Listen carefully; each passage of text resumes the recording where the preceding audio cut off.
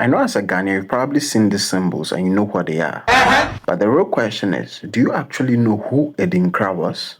Most people think it's just a style of act. But until I show you the man who lost his life for these patterns, you will never see them the same way again. Anyways, I'm Vermac. What I do is to bring the world closer to you through our 4 pillars: humanity, culture, discovery, and inspiration. So follow me so you won't miss any updates. The word Adinkra wasn't always a category of symbols, it was a man. And his name was Nana Kwadwo Agyemang Adinkra, the king of the Gyaman Kingdom. Now, in the early 800s, Adinkra wasn't a word for goodbye as we know it today.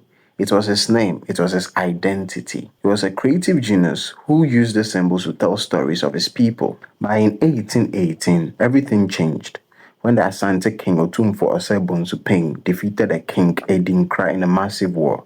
Legend has it that when he was captured, he was wearing a cloth covered with these mysterious stamped symbols. So the Asantes were moved by the depth of acts that they didn't just take his land, they took his code. Now they brought his son Apau back to Kumasi to teach the Asante craftsmen how to stamp these patterns. It wasn't just borrowing culture, it was the birth of a legacy. So when you wear Adinkra today, you aren't just wearing a design. You are wearing the preserved genius of a king who refused to let his culture die, even though his kingdom was falling apart. Which Adinkra symbol is your favorite? Sankofa, Jinyame? Drop your answers in the comments and let's see whether you know its true origin. Anyways, this is Ramak, bringing the world closer to you.